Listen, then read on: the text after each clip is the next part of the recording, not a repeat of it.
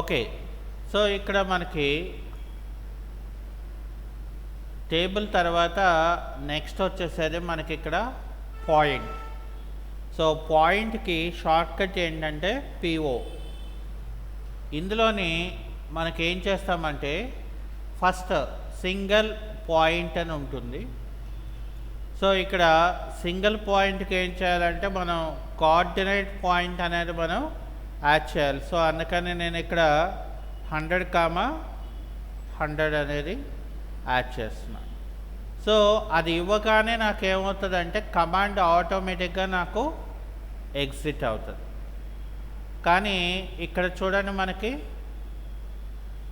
100,100 ఎక్కడైతే వస్తుందో అక్కడ నాకు ఒక పాయింట్ అనేది ఇక్కడ క్రియేట్ అవుతుంది.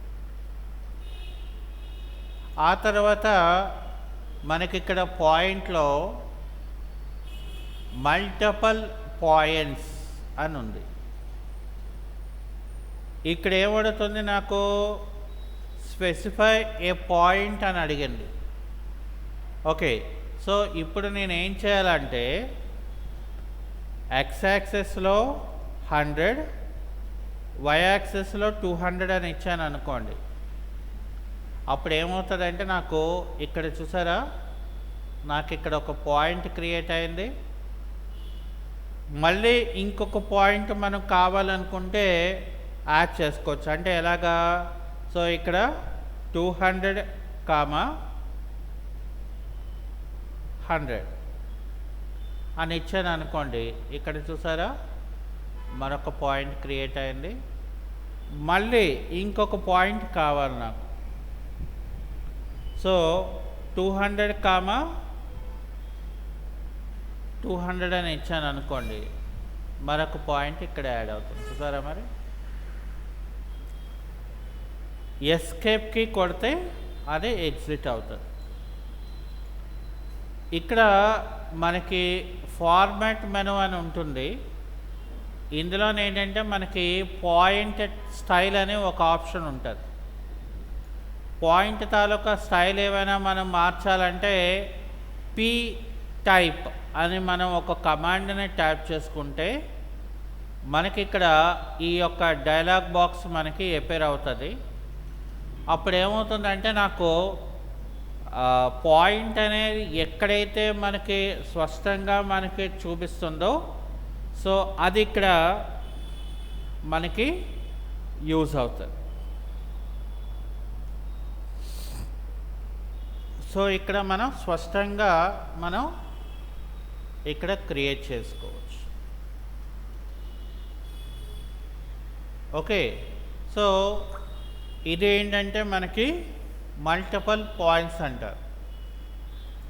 ఆ తర్వాత మనకి ఒక ఆబ్జెక్ట్ కావాలి డివైడ్ అనే కమాండ్కి. సో ఇక్కడ ఏం చేయాలి, మనం డ్రా మెనూలోకి వెళ్ళి పాయింట్లోకి వెళ్ళి ఇక్కడ నేను డివైడ్ అని చెప్తాను. ఇక్కడ నేను ఒక ఆబ్జెక్ట్ని సెలెక్ట్ చేసిన తర్వాత ఇక్కడ ఎంటర్ నెంబర్ ఆఫ్ సెగ్మెంట్స్ అని అడుగుతుంది. ఇప్పుడు నేను ఫర్ ఎగ్జాంపుల్ నాకు ఒక 4 ఇచ్చాను అనుకోండి. నాకు ఇక్కడ 1, 2, 3, 4 అంటే 4 పార్ట్స్ కింద నాకు ఇక్కడ క్రియేట్ అవుతుంది. సో అలా కాకుండా నేను మెజర్మెంట్తో పాయింట్ని క్రియేట్ చేయాలి. అప్పుడు ఏం చేస్తానంటే నేను ఇక్కడ డ్రా మెనూలోకి వెళ్ళి ఇక్కడ నాకు పాయింట్లోకి వెళ్ళి ఇక్కడ నాకు ఏం చేస్తానంటే మెజర్ అని ఇస్తాను. అప్పుడు ఏమడుగుతుంది, నాకు పాయింట్కి ఎంత డిస్టెన్స్ ఇస్తారని అడుగుతుంది. సో కాబట్టి ఇక్కడ నేను ఏం చేస్తానంటే ఏం చేస్తాను, ఫర్ ఎగ్జాంపుల్ ఇక్కడ నేను 20 అనేది ఇస్తాను.